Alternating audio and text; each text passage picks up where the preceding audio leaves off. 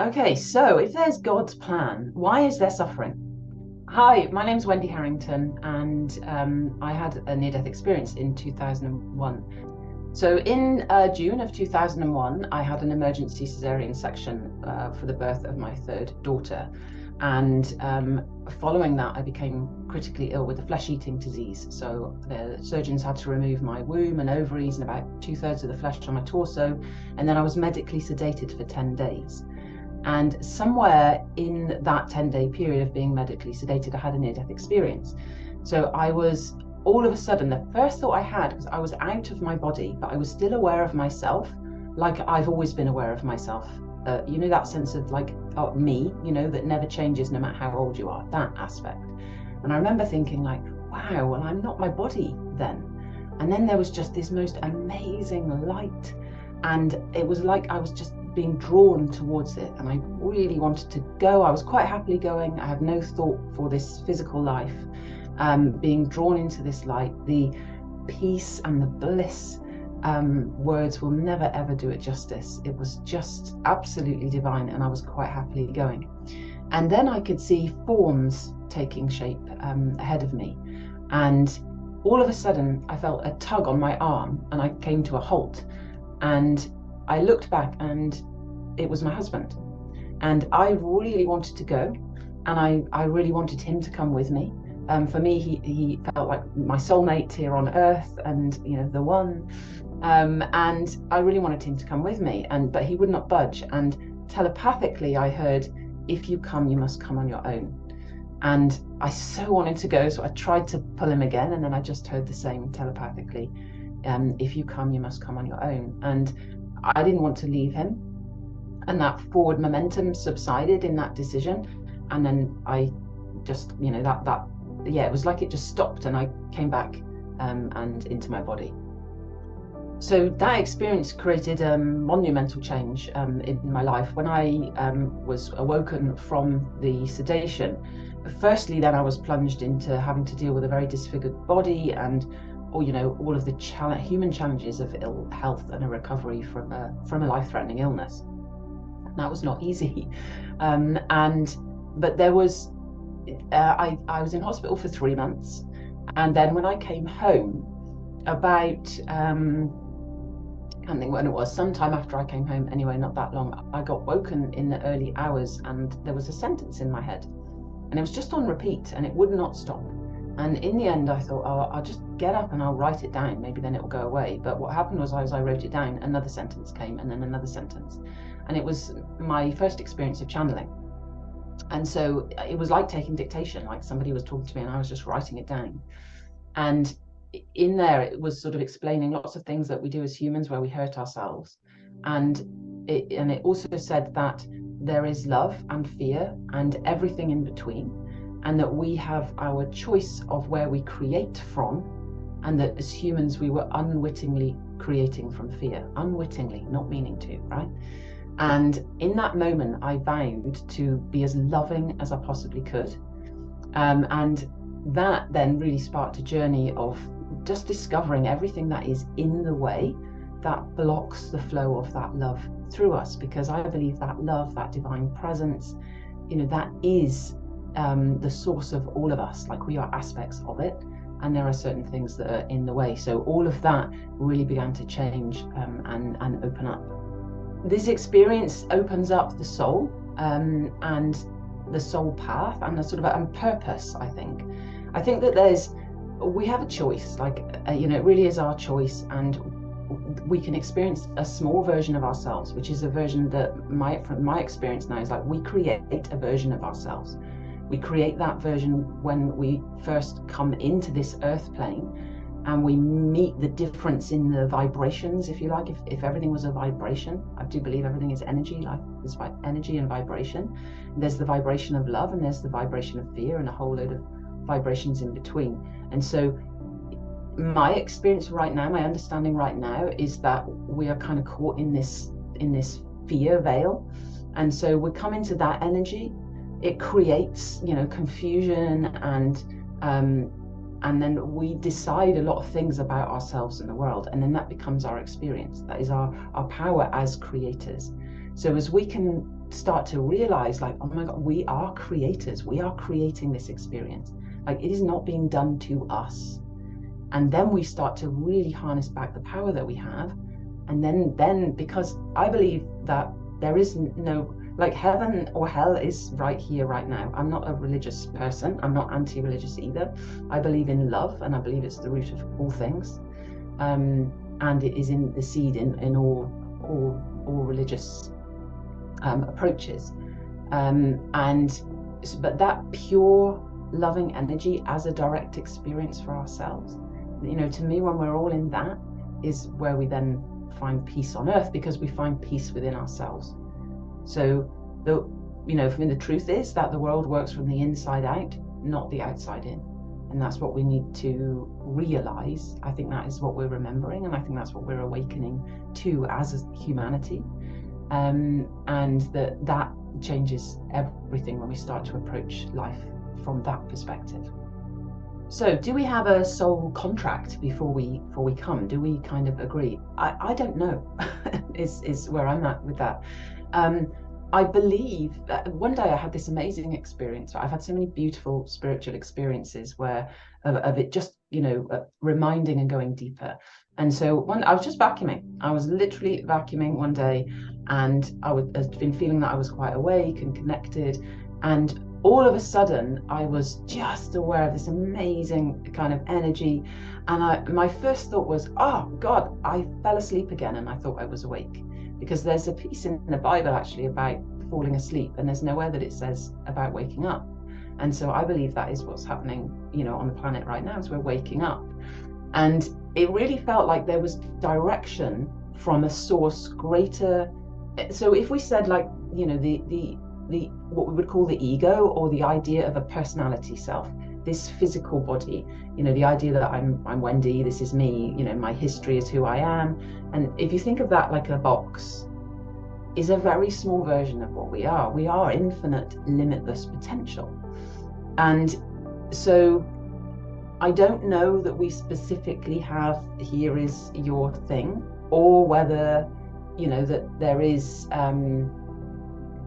is direction once we open up to that for how love can be, brought forth to the planet and to others. But the other thing I remember was when I had the automatic writing, I was writing that first time, and everything that came through, I was like, oh yes, that makes so much sense. Yes, yes, yes. And then all of a sudden what flew out of my pen was, all is well in God's plan. And that stopped me for a moment, because I didn't believe in God, and I certainly didn't believe it had a plan at that point. So I think God is a difficult word, because I think it's very semantically loaded for us. But let's just say, if God was pure, unconditional, loving presence, this potential for all things, that's what I think of when I use the word God. You might call it source, the universe, Allah, whatever you call it, this something which is pure potential for all things. That's what I think of as that. And so I think that is doing something. And that I think as humans, we think we're very clever and we can suss it out and everything. And I think actually, as we surrender into that which is greater, then there is guidance for what needs to happen in this moment right now. Whether there's some kind of contract before we come or not, I don't know. And to be honest, I don't really care, because I think that we can use a lot of our mental faculties trying to work out and understand that which is incomprehensible. And instead, if we focus on, like, clearing everything out of the way, being really loving and kind and trusting more, then I think something greater opens up. And I think that there's lots of things that are in the way of us living, with, aligned with, the universe, God, source. And one of them is control, because our ego self, the little box we were talking about, it feels unsafe. And when we feel unsafe, we attempt to control in order to feel safe. So if we're controlling and trying to control, we cannot be in trust and surrender, which is when you're living with the divine spark of life itself. So there's different versions of experience possible through what we are choosing for ourselves. Okay, so if there's God's plan, why is there suffering? And, why do good people suffer? And so here's something I want you to consider, that my understanding right now, my experience is God's plan is for peace and love. I don't really know what that looks like, right? Because what we're living in is what we have created. And so we are powerful creators. You're a powerful creator. And consider this, that what if you were creating the suffering? That you're doing it to yourself. Now, what I discovered was that when I had the flesh-eating disease and through the deep healing that I've done, what I realized was I did that to myself because I rejected being a woman when I was very young. I wanted, my dad wanted a boy. I was the number 2 of 3 girls, and I wanted to be a boy, and I didn't realize that I rejected there. And so if you think how it lands, does that, like, losing my womb and ovaries, it strikes me as quite incredible. Now, it's a very difficult thing to swallow and palate. Like, why would we do this to ourselves? Like, of course I don't want to suffer. Why the hell would I create suffering? And so what I want you to consider is that you're a powerful creator. You come into this veil of heavy energy, this fear. You decide that it's not safe. I'm alone. I can't trust anyone. I'm not worthy. I'm not good enough. You think, how many people feel that on the planet? How many people feel I'm not enough? I'm not good enough. I'm not worthy. Now, consider this. Thought becomes things. The tangible, the physical, comes last. The invisible comes before the visible. That is creation. And so, and like I said, the world works from the inside out. So everything that you think, that I think, that becomes our experience. So if I believe I'm not good enough, I'm not worthy, I'm going to suffer, because actually that is not true, and it is out of alignment with God, source, the universe, where you are nothing but love, and you are loved completely and utterly, and you are seen as amazing and beautiful and powerful. And so can you see, if I choose to believe unwittingly, this is why they said you are unwittingly choosing fear. We're doing this to ourselves, but we don't realize. So your thought creates your experience. You might have heard it said that projection creates perception, i.e. what is coming out of me is what I will perceive back as experience. I hope this is landing and it's going in. And so you have to get, what am I believing? What do I think about myself? And so we see that if we think as well, like it's separation or unity. And so every idea that I am separate from is suffering. It can't, because it's not true. And so it's almost like life is also working for you, though, to always bring you home. So every experience you have, everything that triggers you, everything that upsets you, every suffering is an opportunity to come home. And so I know, that someone said to me once, like, would you change it? Like, if you, because I actually had a warning 2 years before I was ill. I had a tarot card reading, and this woman, she sort of indicated my lower abdomen, and she said, there's a dark area there. It's mother issues, and if you don't sort it out, you'll be ill. At that point, I knew nothing about healing or the world as energy or spirit or anything. And all I was concerned about was I'd met someone else and I was married, and all I wanted to know is, should I leave my husband and go off with this other fella? So I was very rooted on, the physical experience. And, but 2 years later, flesh-eating disease into my womb and ovaries, that blows my mind, right? So these things, this discord, this dis-ease is there within us all, and then we can heal it so we don't have to experience the physical effects of it. So coming back to this idea that no one means to create suffering for themselves, but if we can start to see and take responsibility, like, wow, hang on, what if I was doing this? Then let me look at that. Then we can start to dissolve it. And there was something else I was going to share.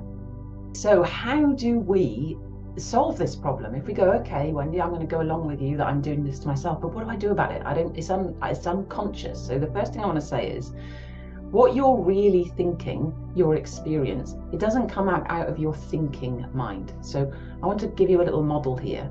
So if you imagine that the mind, actually, that there are two aspects, which you'll know, right? That there's what you're consciously aware of, and there's the unconscious. And then it's said, isn't it, that 95% of actually what we're thinking is unconscious. So you could see it like we are programmed with information, and then we live that out. So, you know, if you think you come into the world, you know, and you absorb like your culture, and where you are, and the language that you speak, and the foods that you like, you know, that's all programmed. And if you just take a little step back and go and look at different cultures, I always love the fact, because I think it's very easy to see spirituality in action in a very grounded way, that and creation in action in a very grounded way. Different cultures like different foods, and they just do.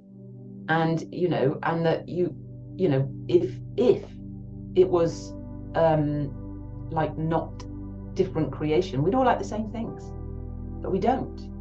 So there's a programming going on here. And remember, so ultimately there's infinite potential, infinite possibility for everything. And then there's a programming into these are my specific things. So if you can start to open up to that, then you can start to realize, wow, okay, wow, what if I'm just programmed? Now, the good thing here as well is programming doesn't mean it's cast in stone. It's malleable, it's pliable, it can change. So like if someone says, well, that's just me, that's just who I am. No, it isn't. It's just how you've been programmed. And if you really wanted to change that, you could. So how do we change it? So the very first thing I discovered was that the emotions are a key piece of this. It's integral, that we make friends with emotions. Emotions are energy, and we tend to think of them as like specific things, but we want to just start to loosen and see that they're just energy, they're just a sensation in the body, is usually what I say to people. And that phase one, if you like, of us getting out of our own way and returning to source, one of these veils, one of the veils is emotion. And so when we can make friends with it such that we are in non-resistance to whatever emotional energy is arising, then we start to come into flow. And part of what keeps us in suffering is a holding on to things and an unwillingness to feel the depth of emotion that related to that particular experience. So if we take grief as an example, for many cultures, some places, rare places, are good at processing emotion. It's like emotional processing, is what this is. Many of us get taught to suppress them. And it's just energy that wants to move. So when we can come to a place where we are non-resistant to it and we are willing to just feel the depths of the feelings, then it means like an experience becomes complete and we're not carrying that experience with us. Because generally what happens is we experience something, we don't feel all of the emotion around it, and then we're carrying it with us because that energy is still there unresolved. And then a very similar experience will arise. And that's an opportunity to release that energy. But commonly what we'll do is we won't really feel it. And so there's the energy's there more and more and more. And then I always say it's like if you imagined a big vats, like big cooking pots of emotion, and we've just got lids on them all. And we're just shoving some more in and shoving the lid on. And then that's when we'll explode with anger over something tiny. It's not because that thing made us do it. It's because the anger was there, and then the lid came off for a moment. So learning to process emotions is really key. And I teach a 4-step process. I call it the observer method. So the first one is that you have to stop thinking. And that sounds, really weird. You're like, well, how would you stop thinking? And it's like, well, don't stop thinking. But what you do is you realize the thinking has not got the resolution to your problem. So I teach a 4-step method when it comes to emotions. So step 1 is you have to own it. So that means that you have to say, this sensation, this feeling that I'm feeling is mine. It's coming from within me. It's not coming from the outside. And commonly as humans, what we do is we say, oh, that person has done that, and that is why I'm feeling like I'm feeling. So number 1 is you have to own it. And that's quite a shift. I'm laughing because of all the times where I would like, well, surely it's because of the outside. It took me quite a while to own that one. But if you really want to like experience freedom and love and peace and joy, as in like source itself, you have to own what is arising within you. So you have to own it, number one. Number two, you have to stop thinking. And you're like, well, come on, Wendy, how the hell am I going to stop thinking? It's nearly all the time. That's okay. I'm not saying to do them, just to realize that the thinking mind, that initial layer, that we said we have awareness of, is not what's really going on. And it doesn't really have the solutions that we're looking for either. And that's what we have to realize. So in stop thinking, really, it's like realize that the thinking has not got the resolution that you're seeking. And so then number three is you start feeling. So instead of thinking, and I'm doing it here because it feels like thinking happens in the brain, doesn't it? Who really knows where the mind is? But so thinking, come instead to the body so that you can start feeling. And actually, usually that's what we're avoiding, is a feeling. So start feeling and realize you can feel anything. There's nothing to be afraid of. But we've built these things up to be big things. So you start to make friends with your emotions through feeling. And then step 4 is you breathe and observe. So you want to almost like come up, and imagine if you could come up and out a bit of the body. Don't disappear off, but that you are looking down on it. So you're just creating some distance, because again, commonly when the feelings fire, we're in them. And I used to describe that like if you imagined a teacup and full of liquid, and the liquid was the emotions, and it's like we're flailing around in the liquid. But imagine if you could just hop up and sit on the edge of the teacup and just observe the liquid with no judgment. And again, commonly with emotions, we're trying to get rid of half of them. I don't want to feel sad. I don't want to feel shame. I don't want to feel guilt. I don't want to feel resentment. I'm pretending I don't have those things. So we have to get like, that is all beautiful. It's all energy. And that we're happy and willing to feel any of it. And that is what brings us into flow. So own it, stop thinking, start feeling, breathe and observe. Those are the 4 steps. It's so simple that you won't believe it's as simple as that. But it really does work when you get it. It just creates, because it opens up then the source itself. It opens up that wisdom to you, as opposed to staying in the thinking mind, which is itself the problem. And like Einstein said, you can't solve a problem with the same level of thinking that created it. So you need new thinking to come in. And you can't get that while you're whirling around at that level of thought. So how do we stop negative thinking? Because often it seems to be in control of us, doesn't it? It feels like I don't have any control over it. It's running. So the first thing I want to kind of link up for you is I want you to link it to the emotional energy. We've been talking about emotions and processing emotions. And that energy vibration has certain things that will match with it. So, and in fact, before we dive into this, I really want to invite you to do, this is what I always teach with all of my clients, is I want you to invite you to start to see from a place of loving curiosity. Because so often we're making ourselves wrong and we're making things wrong. And when we do that, we can't create any movement. So I want you to, like we're saying, create a bit of distance and start to get some love and curiosity to understand what is really going on and the functioning, if you like, the ego mind. Because we want to understand that.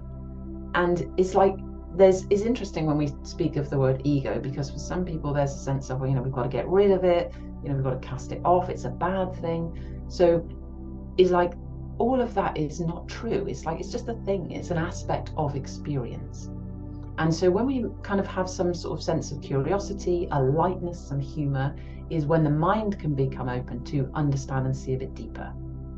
So if we're really struggling with negative thinking, what needs to clear actually is the energy. It is the vibration of the feeling sensations, which may correspond to thought.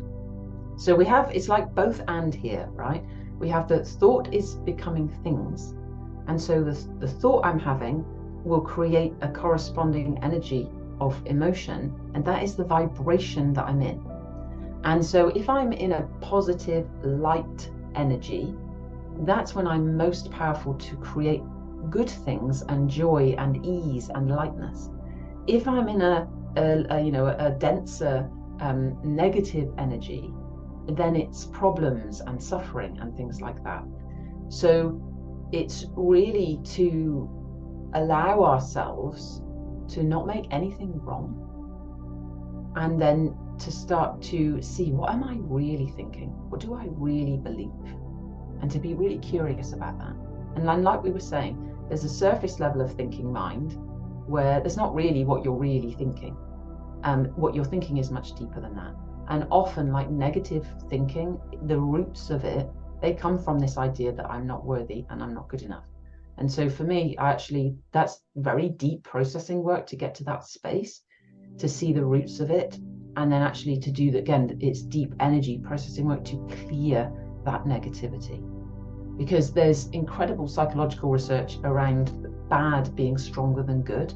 And there's one of the lovely studies, Fredrickson, she came up with that we need 7, for every 1 negative thought, you need 7 positive thoughts to balance. So we're not talking about equal scales here. And that actually, even now, this research is starting to show that they're almost like separate scales. I used to see them kind of like this, but it's almost like 2 scales. And that, positivity, doesn't work when there's negativity. And that actually the focus on the negativity to heal it and cleanse it and clear it is what creates the greatest expansion. So it's coming to the depths of our own pain, which is, that reminds me, I was going to say about how people have said to me in the past, like, would you change your experience? Would you change having, the flesh-eating disease and all the, the depth of the struggle and the suffering that you went through? And I always say, I would not change a thing, because what it has opened up is the connection to source in this physical life. So you don't have to nearly die to connect with this loving presence. It is there all the time, like waiting for us, calling us home. And when we realize, wow, it's me that's in the way, then we can start to do the work to clear what's in the way so we can open up to it. And the clearing, because for me, what I really saw was I hated myself. Like, I didn't realize that about myself. It wasn't in my conscious thinking, but what I really saw in the depth of my being was a self-hatred and almost like trying to destroy myself. And, incredible depth of pain and suffering, a massive amounts of guilt and shame. And I think that is the energy which is holding us stuck in pain and suffering. And so when we carry the past, the forgiveness for me is a large part of how we break out of this cycle of suffering. And we hold on to the past and we're reliving, the things that happened to me in my childhood, that were painful for me. But you have to start to realize it's not happening now. I am the one who is holding on to it and reliving it, and that actually I can forgive it, I can release it, and I can let it go. And I'm a student of A Course in Miracles, and I found it, and it was the one thing that resonated with the experiences that I've been having. And in there it says that you can't teach what love is, for that is impossible. But it's designed to clear the blocks to love's presence. And that I think that is so beautiful, because I think that is what it's about, clearing the blocks to love's presence. And that, for us to remember who and what we truly are, and to realize that we are doing this to ourselves. And it says in there that our job is to forgive the whole world. So if we broaden out the suffering from my own personal suffering into the suffering that we see in the world, the wars that are happening, that we have to realize that it is inner conflict that manifests in the outer world as outer conflict, and that also it is the retelling of the same story. We said thought is becoming things, ideas become things. And so we tell a collective story and we pass it down. And where there's no forgiveness and release, then we just get the same, and then it builds again, and then there'll be another war. And I remember years ago, I was 19 years old. It was 1991. And I had watched this, in the UK, we had this thing called Red Nose Day, and it was these amazing musicians, and they would do all this lovely music. And And there was comedy, and people would donate money for children who were suffering from malnutrition and starving in Africa. Amazing thing to do, right? And so I donated money because it was heart-wrenching to see these dear little children. But I woke the next morning with this very clear thought, and I realized that's probably why I first received some channeling and spirit message from spirit and didn't even really realize. And it was, oh, you'll never solve it. You can throw as much money at it as you want, but it will never solve it until there is a raising in consciousness. So we are caught in a consciousness of the idea of separation, greed, suffering. Like, we're caught in that. We're not knowing the unity and oneness, and that creates the very problems that we see.